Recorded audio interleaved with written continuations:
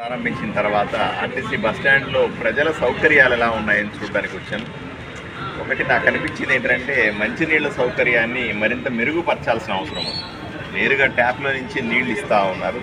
దీనికి మధ్యలో ఏదైనా ఫిల్టర్ లాంటిది ఏర్పాటు చేసి పైన ట్యాంకులో నుంచి మనం ఆ ప్లాస్టిక్ ట్యాంక్ ఉంది, ఆ ట్యాంకులోంచి నేరుగా నీళ్ళు వచ్చే విధంగా కాకుండా మంచి ఫిల్టర్ పెట్టగలిగితే బయట నీళ్లు కొనుక్కునే అవసరం తగ్గుతుంది. లేకపోతే ఒకదానికి పోయి ఎంతమంది ప్రయాణికులు బస్సులో ప్రయాణం చేసేవాళ్ళు మంచినీళ్ళ బాటిల్ కొనుక్కోగలుగుతారు. మంచినీళ్ళ బాటిల్ 20 రూపాయలు అంటూ అన్నారు.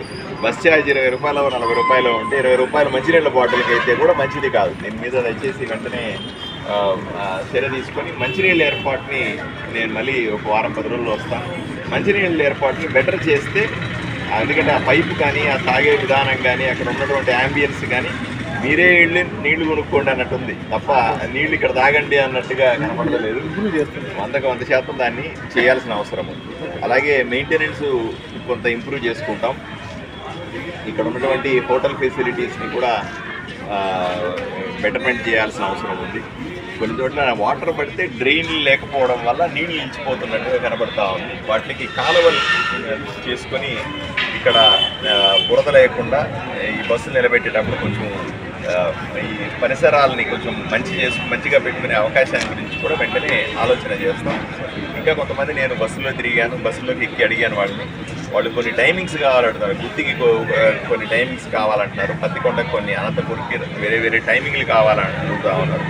వాటిని కూడా ఒకసారి ట్రై చేయమని చెప్పి అడుగుతూ ఉన్నారు. మెరుగైన బస్సు సౌకర్యం ఇవ్వడానికి ఏదైతే సాధ్యమవుతుందో అవన్నీ కూడా చేస్తాను. ఎందుకంటే నేను చెప్పాను, ఇప్పుడు నేను ఎమ్మెల్యే అయిన తర్వాత ప్రత్యేకంగా ఈ ఆర్టీసీ మీద కూడా దృష్టి పెట్టాం. 11 బస్సుల్ని కొత్తవి నేను ఎమ్మెల్యే వచ్చిన తర్వాత ఇక్కడ ఇనాగరేట్ చేశాము. వీటిలో ఇంకా మంచి బస్సులు వస్తాయి. అవసరమైతే ప్రైవేట్ బస్సుల్ని కూడా మంచి గుడ్ కండిషన్లో ఉన్నటువంటి ఫెసిలిటీస్ బాగున్నటువంటి ప్రైవేట్ బస్సులను కూడా హైర్ చేసుకుంటాం. ఆర్టీసీ అంటే నమ్మకాన్ని పెంచుతాం.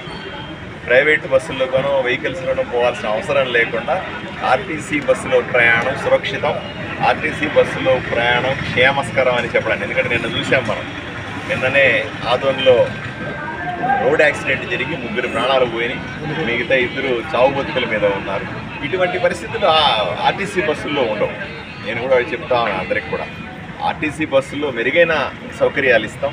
దయచేసి రిస్క్ తీసుకునేటువంటి ప్రయాణాలు చేయొద్దు ఎవరు కూడా. రోడ్లు అంతంత మాత్రంగానే ఉన్నాయి, వర్షాలు పడతా ఉన్నాయి, గుంతలు ఉన్నాయి.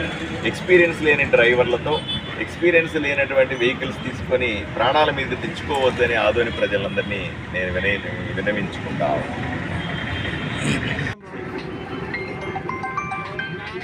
బస్ స్టాండ్ నుంచి మరొక 3 కొత్త బస్సుల్ని ఈరోజు ప్రారంభిస్తా ఉన్నాం. నేను ఎమ్మెల్యే అయిన తర్వాత ఈ 2.5 నెలల కాలంలో 11 కొత్త బస్సుల్ని ఆర్టీసీ బస్ స్టాండ్ నుంచి ప్రారంభించాము. ఎందుకంటే ప్రజలకి మెరుగైన సేవలు అందించాలి, సౌకర్యాలు బాగుండాలి, కొత్త బస్సులతో మరింత ఉత్సాహంగా ఉండాలి, ప్రయాణం సురక్షితంగా ఉండాలన్న ఉద్దేశంతో ఈ కొత్త బస్సుల్ని ప్రారంభించడం జరుగుతూ ఉంది. ఒకటి ఈరోజు స్టార్ట్ చేసిన వాటిల్లో ఒకటి హైటెక్ బస్సు అంటాం మనం. అంటే బాగా పుష్ బ్యాక్ ఉండి ప్రశాంతంగా నిద్రపోయి విధంగా 120 డిగ్రీస్ పడుకునే విధంగా ఉండేటువంటి పుష్ బ్యాక్ సీట్లు ఉన్నటువంటి ఒక బస్సు చెన్నైకి స్టార్ట్ చేశాం. దాంతోపాటుగా మిగతా 2 కూడా శ్రీశైలానికే పెట్టాం. దీంతో ప్రజలు మరింత సేవలు పొందుతారని, మరింత మెరుగ్గా వాళ్ళ ప్రయాణాలు సాగిస్తారని నేను కోరుకుంటా ఉన్నాను. మనకి విద్యార్థుల కోసం విద్యార్థి బస్సులు పెడుతున్నారు కానీ చాలా గ్రామాలకు వెళ్ళడం లేదు సార్. మొన్ననే కొంతమంది విద్యార్థులు టైంకి రావడం లేదు, మేము కాలేజీలో పాఠాలు మిస్ అవుతున్నాము, మా భవిష్యత్తు నాశనం అవుతుంది, దయచేసి మాకు టైంకి బస్సులు వచ్చేటట్లు చూడండి అని ధర్నా కూడా చేసినారు సార్. కొన్ని చోట్ల మనకు రిక్వెస్ట్ ఉన్నాయి. ఎవరెవరైతే రిక్వెస్ట్ పెడుతున్నారో వాళ్ళకందరికీ కూడా కొత్త రూట్లు శాంక్షన్ చేయడానికి ప్రయత్నం చేస్తాం. ఎక్కడెక్కడైతే విద్యార్థుల కోసమైనా ప్రయాణికుల కోసమైనా సరే కొన్ని లూప్ లైన్లో రోడ్లు సరిగ్గా లేకుండా ఇప్పుడే మేము కొంత డిస్కషన్ కూడా చేస్తాం. సింగిల్ లైన్ ఉన్న చోట ఈ వర్షాల వల్ల కూరుకుపోతున్నాయండి బస్సులు, ఇది ఇబ్బంది పడతా ఉన్నాయని కూడా చెప్తా ఉన్నారు. కొంచెం జాగ్రత్తగా స్పీడ్ తగ్గించుకొని వెళ్ళండి అని చెప్తా ఉన్నాం. గుంతలమయం అయిపోయింది రోడ్లన్నీ అని చెప్తా ఉన్నారు. వీటిని కూడా మనం సరి చేసుకోవాల్సిన అవసరం ఉంది. డెఫినెట్గా రాబోయే రోజుల్లో రోడ్లు ఇంప్రూవ్ చేసుకోవడం, సైమల్టేనియస్గా సర్వీసులు పెంచుకోవడం, రెండింటి మీద కూడా దృష్టి పెడతాం.